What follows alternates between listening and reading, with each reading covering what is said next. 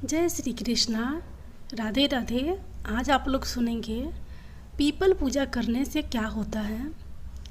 वास्तुशास्त्र के अलावा हमारे हिंदू धर्म में भी पेड़ पौधों को बहुत महत्व प्रदान है।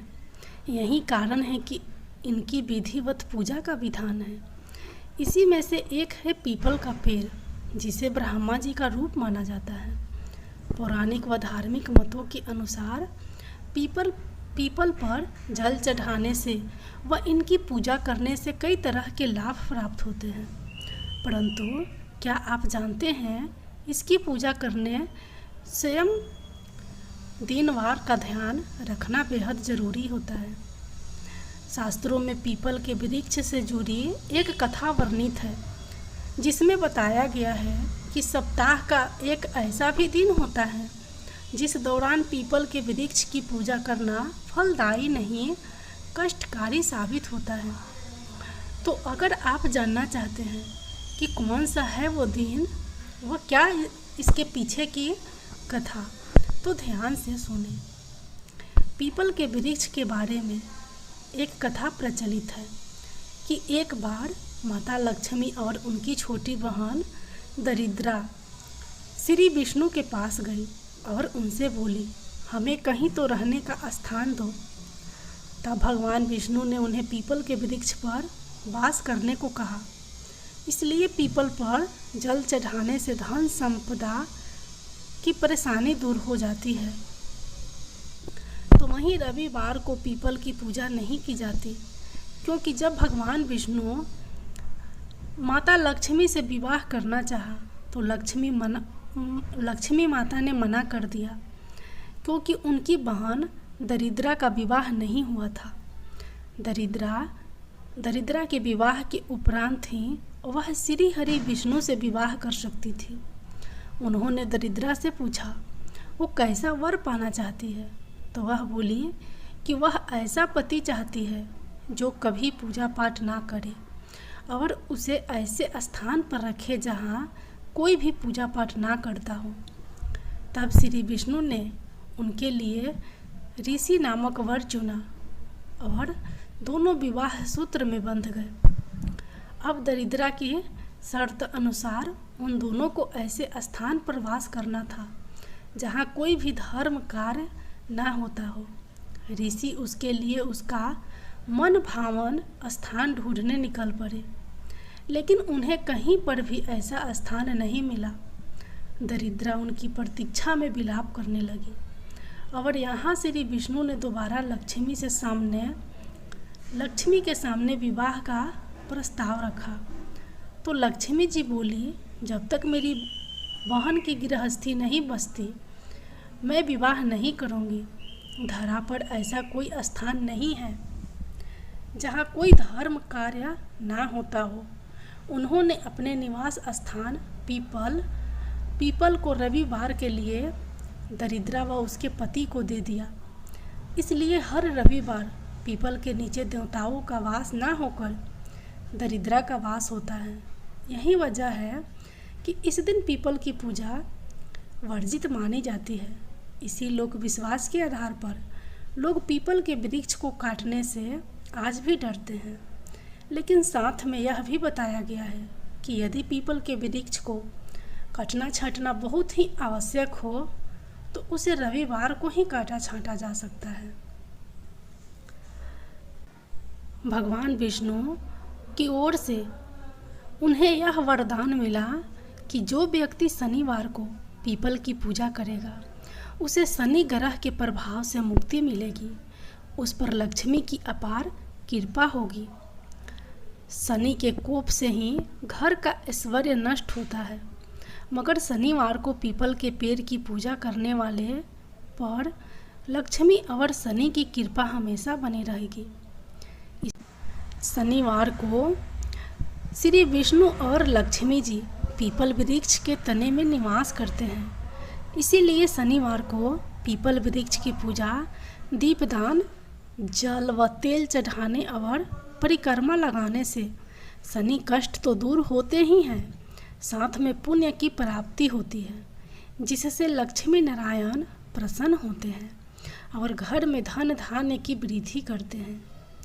शनि ने स्वयं कहा है, जो भी व्यक्ति शनिवार के दिन पीपल का प्रदक्षिणा कर जल से सींचेगा, साथ में सरसों के तेल का दीपक जलाएगा, तो वह शनि ग्रह जनित पीड़ा से सरलतापूर्वक मुक्त होगा। बात उस समय की है जब अगस्त्य ऋषि तीर्थ यात्रा के उद्देश्य से दक्षिण दिशा में अपने शिष्यों के साथ गोमती नदी के तट पर पहुँचे और 1 वर्ष तक यज्ञ करते रहे। उस समय स्वर्ग पर राक्षसों का राज था। केटव नामक राक्षस पीपल और अश्वत्थ वृक्ष का रूप धारण करके ब्राह्मणों द्वारा आयोजित यज्ञ को नष्ट कर देता था। जब कोई ब्राह्मण यज्ञ के लिए इन वृक्षों की टहनियाँ तोड़ने वृक्षों के पास जाता था तो यह राक्षस उसे खा जाते थे। पीपल आदि वृक्षों के रूप में छुपे राक्षसों के बारे में ऋषियों को पता भी नहीं चलता था। धीरे धीरे ऋषि कुमारों की संख्या कम होने लगी।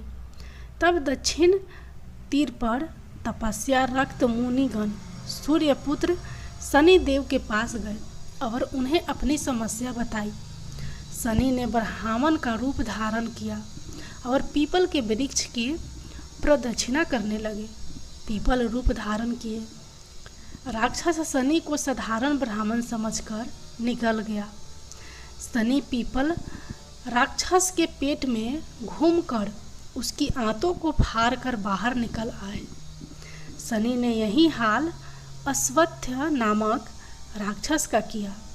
दोनों राक्षस नष्ट हो गए। ऋषियों ने शनि का स्तवन कर उन्हें खूब आशीर्वाद दिया।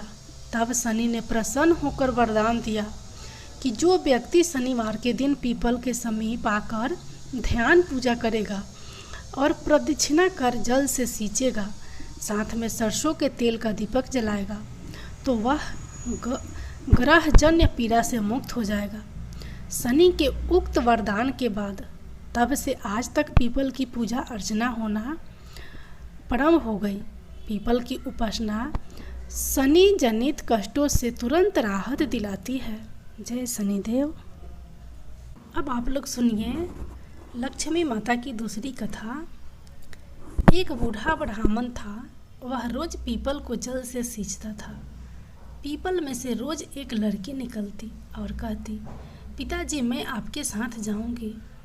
यह सुनते सुनते बूढ़ा दिन ब दिन कमज़ोर होने लगा। तो बुढ़िया ने पूछा कि क्या बात है।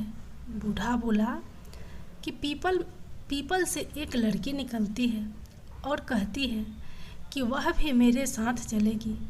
बुढ़िया बोली कि कल ले आना उस लड़की को, जहाँ 6 लड़कियाँ पहले से ही हमारे घर में हैं, वहाँ 7वीं लड़की और सही।